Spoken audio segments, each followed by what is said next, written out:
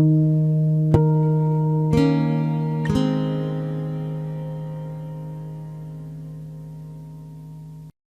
morning, everyone. That's the presentation of Group 2 for Hilti, for the Hilti case, and Group 2 consists of Veronique, Mosen, Peter, Nina, Supe, and myself, Konstantinos. So I hand you over to the first presenter of our group, who is Veronique. Thank you, Konstantinos. So we are going to be talking to you about the Hilti case study in another point of view, and more precisely about 5 points. So I will start off by giving an overview of Hilti, then I will describe the different type of use cases we have in the fleet management. After that, Shupei will go on with a description of the patent we had to study. Then Konstantinos will present other patents related to our use cases.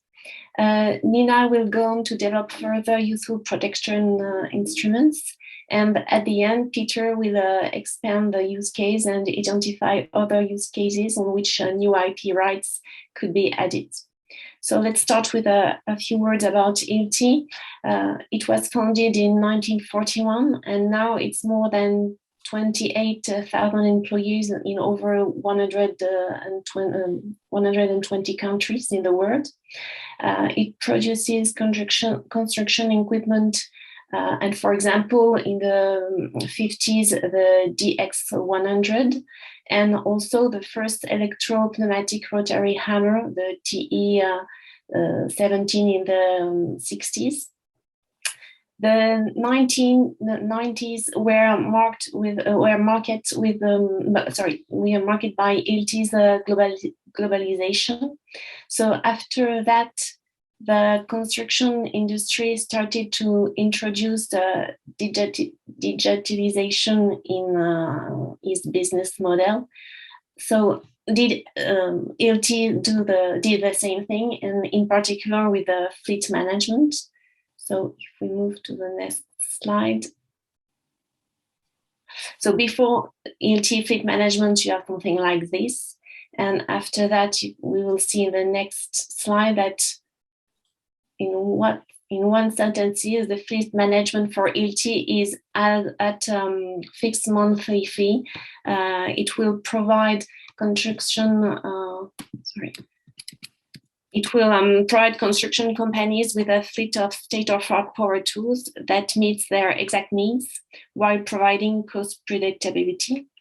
So what we see here is we have identified 6 use cases for the fleet management.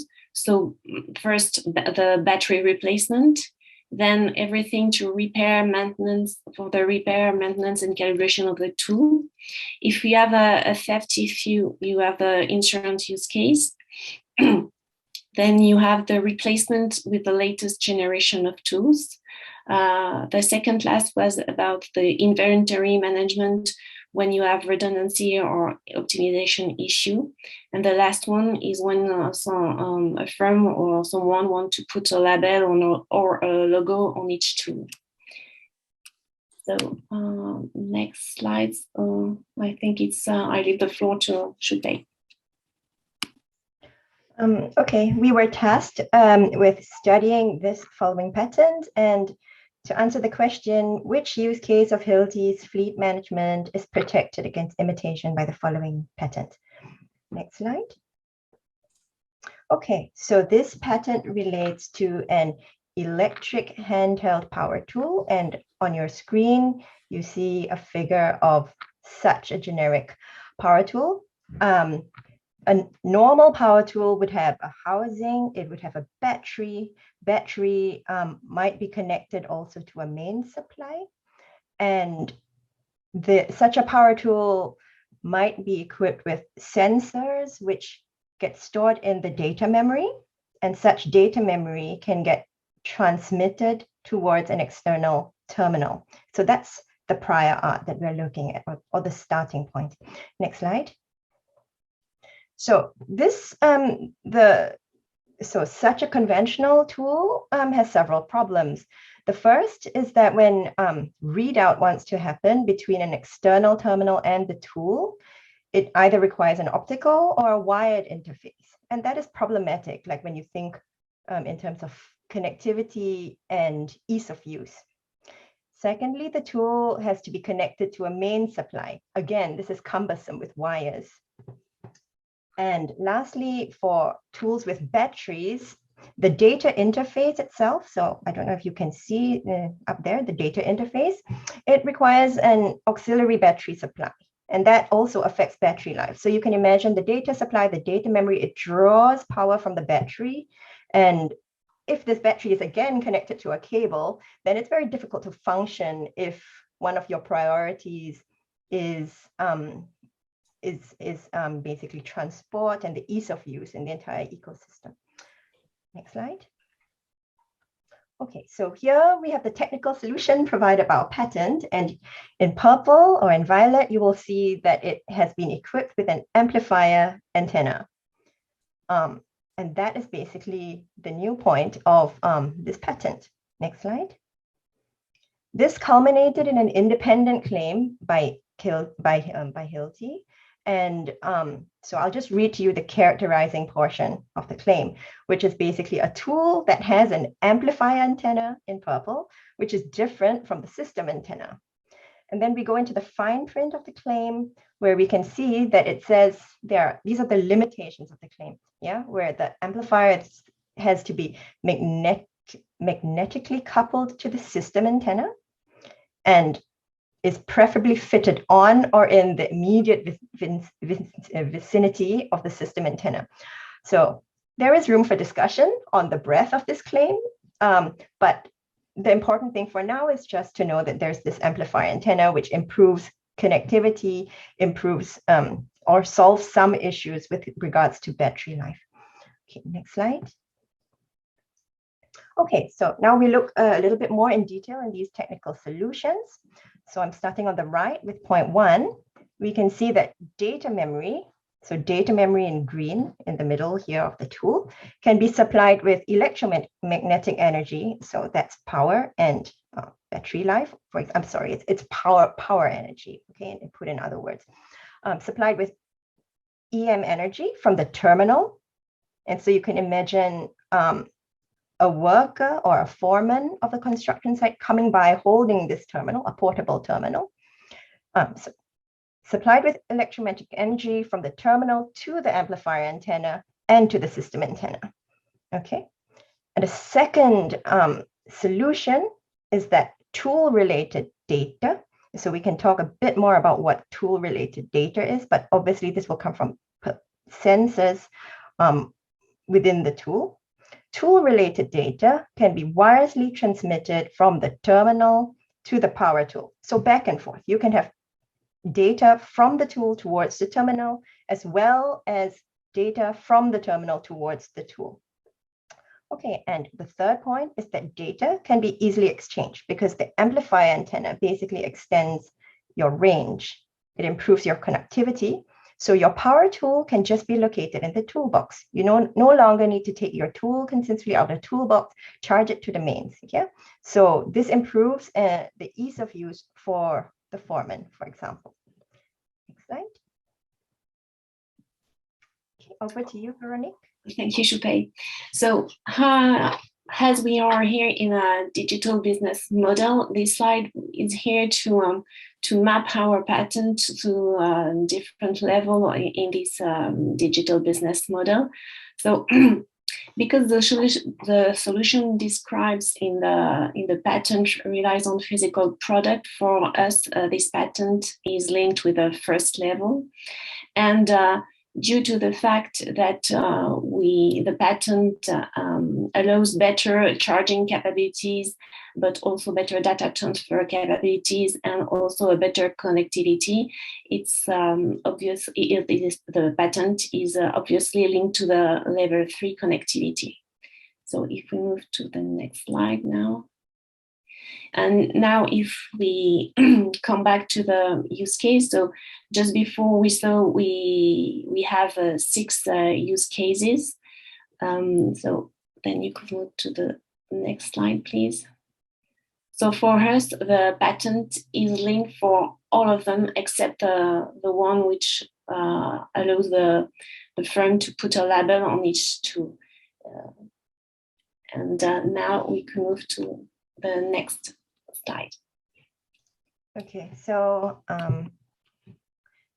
we imagine the use case that can be supported by our invention in this patent. So we imagine a construction site, and there is Mr. Chris's foreman. Mr. Chris owns a business, and it's a customer of Hilti. And the foreman wants to regularly service or maintenance, conduct maintenance on his tools. And so again, we see the tools within the toolbox. Mr. Chris's employee can come by simply with his terminal, and with our antenna, he can easily receive push data or pull data. And we talked about the types of data that could be transmitted, and this could include battery replacement data, tool health data, usage data, and any kind of metadata related to inventory or what needs to be replaced or maintained. And this can basically support Hilti as a maintenance as a service. It allows it to charge, or even as a pay-per-use service kind of business model. Next slide. Another use case we could see is, for example, in insurance and theft. So again, we are brought back to the construction site, and there's a foreman coming around. Within the construction site, for example, you can have companies with, well, many different companies working on the site together. And this is where safety and theft, for example, might become an issue, safety and security. So you can have a toolman which wants to check out its tools, and you have these Hilti terminals set up at the entrance and exit checks. And again, these tools with better range can be used to determine whether the correct person or employee or worker has checked out the tool. And this then has an impact towards insurance and guard against theft. I'll now hand over to Konstantinos. Thank you, Shupei. So in question 2, we try to understand if there are any other patents of Hilti that we can identify and can be assigned in to this use case or use cases. Then from our search, of course, I mean, a small disclaimer, Hilti is an old company, as we described. There is a very extensive patent portfolio over there with thousands literally of patents around the hardware itself. So, but if we, and then by no means our search is complete or exhaustive. We just try to find representative patent families, patents or patent applications from representative families that covers the use cases that my colleagues described previously. So and move progressively. What we can see actually it's a progressive build up within the digital business model, starting from the hardware to connectivity, covering all the complementary aspects, different complementary aspects of the present invention. For example, with respect to battery replacement, we found at least 3 different patent families where we cover the second level of the digital business model, which includes the sensors and actuators, where we can see that Hilti has very good ideas on how to protect the battery from dropping, protect the battery from mechanical stress or a stress acting externally on the battery. We also see a different use of actuators such as transponders in order to protect from theft and increase the insurance. So we see that power tools are equipped with 1 or more transponders and make use of them. When it comes to the use cases of repair, maintenance, and calibration, we have several patents and patents actually which calibrate different types of sensors. For example, rotating laser for a power tool, for recalibration of a projector system, because a laser tool, for example, may have or a tool may have image acquisition sensors inside. or also detect and detect malfunction in vibration sensors, which could be, for example, acceleration sensors of a handheld tool. In addition, when we talk about use cases which replace the tool with the latest generation, we can also see we found a patent application about how to calculate the usage of powers and tag them with a sensor. And finally, moving to the most to the outer, let's say, towards the outer layers of the digital business model and to connectivity, we found several patent families regarding fleet management, such as, for example, how to retrofit wireless communication in power tools, how to increase data security, and how to perform wireless communication with power tools, and what kind of protocols we need in order to perform such communications. So now I hand over to the next speaker. Thank you, Konstantinos, and good morning, everyone. So now we are moving on to the third question, which is the further protection instruments useful for this use case. Now, I will try to sum it up after Stefan's brilliant trademark portfolio overview. So we also started out with trademarks. In general, of course, the signal red color that Hilti has protected, the color mark, which you can see in the right side of the PowerPoint. Now, Hilti also, in their also very broad trademark portfolio, has various trademarks for key elements, from the word Hilti or the word neuron. So various parts of their portfolio of the goods and services they are protecting, to slogans such as past perfect, to tool chests and various other key, as I said, key elements, key tools, key things that can signal to the customer and that can signal to the consumer that, yes, this is something that comes from Hilti. One other recommendation which we had, or an idea which we had, would also trying to trademark protect fleet management, obviously along with Hilti, since there are quite a few trademarks which include fleet management in general, but trying to protect that as well, so Hilti fleet management, and build a brand for this particular service around it, which would be a good idea in our opinion. Lastly, of course, trademarks and the good use of trademarks would conceal also the origin of components which were provided to Hilti via potential license agreements from other parties in the supply chain. Now, moving on to the next slide, which would be the designs. As has already been mentioned, Hilti has over 200 protected and active designs in their design portfolio.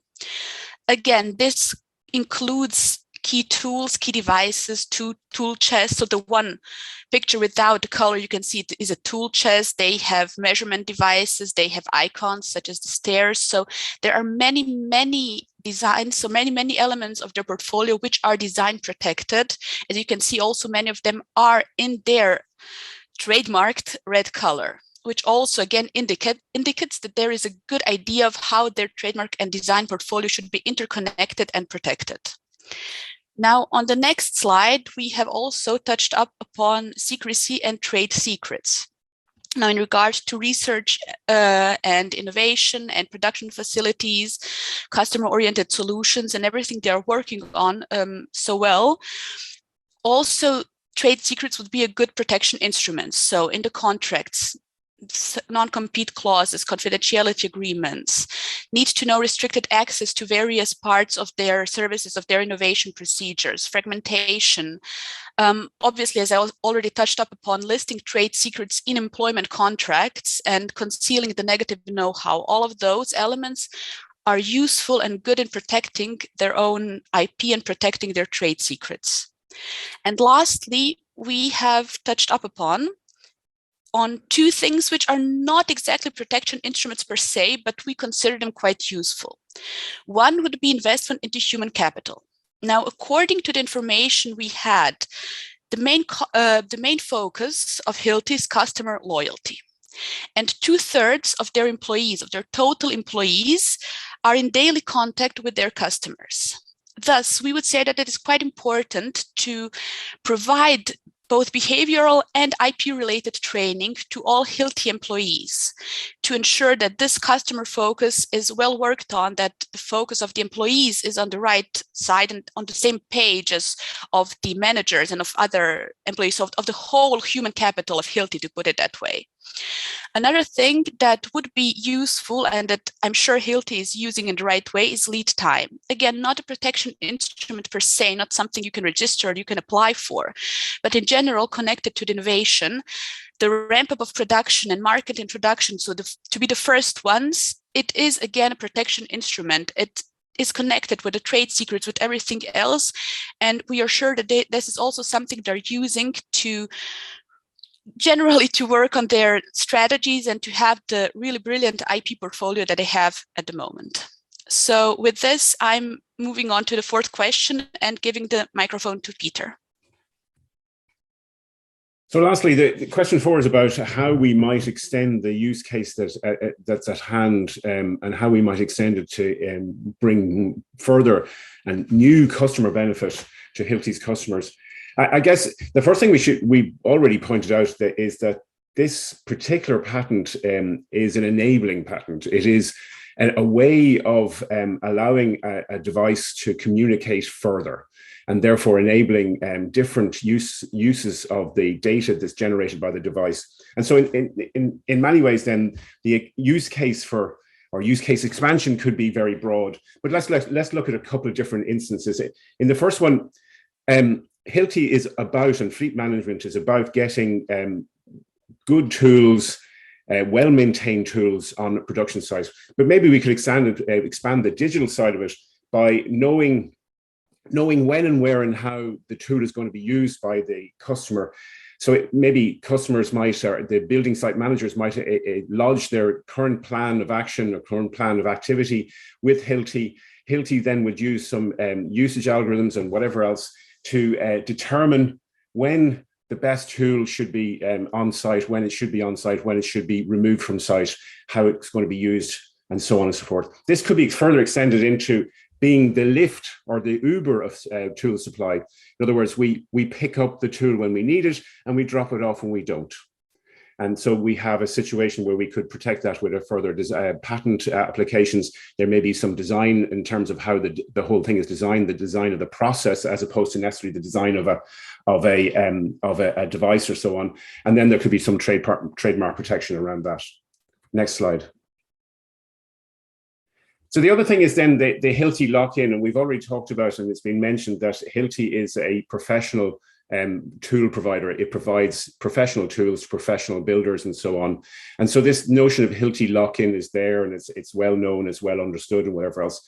But it's also like, from a performance, we want our tools to perform really well. We want our customers to use our tools in a really good way and whatever else. And so tools nowadays are in some ways a mix and match. There's different parts can be plugged in together, different bodies can be used with different accessories and so on. And so what we might do is extend that by tagging each of these accessories, each of these tools, so that the right tool can be matched with the right accessory. And again, we're looking at something that can be patentable, potentially patentable. It may have a trademark. And then there will be definitely designs in terms of how the various accessories and tools can be matched and mated together and so on. So that becomes a design, or some sort of registered design. Next slide. Now, the last two of these that I've discussed, Konstantinos has already mentioned that there are some actual IP in this space. Hilti have worked in this space. But what if we have existing older equipment out there that still, Hilti, again, professional brand, professional equipment, well maintained, so it lasts. And so, but maybe we want to bring that in, extend the coverage of fleet management into this older equipment. So again, we may use the idea from the patent that we have, which is just a kind of an RFID antenna that's stuck as a label onto the device, and then using the motor EM fields or whatever else, we can actually power that antenna, power that RFID, and at least we'll get information like on-off times, usage times, and so on, that fleet management can use for further inventory management of that older device. And again, we're looking at patents, potential trademark, and there may be some trade secret issues around the protocol, how we communicate that information, and maybe how we encrypt that information.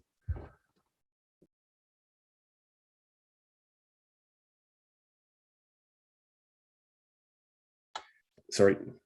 The last one is that this has been mentioned previously again by Konstantinos, the securing of the communications, again, providing lock-in. We don't want our competitors using their own potential fleet management tools and devices with Hilti devices, Hilti equipment. And so we might have some communication protocol that's encrypted between the tool and the fleet management software.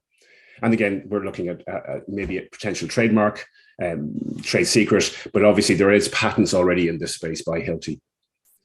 And so that brings to the end our presentation about Hilti and the a device that provides a amplifying antenna that enables communication within fleet management.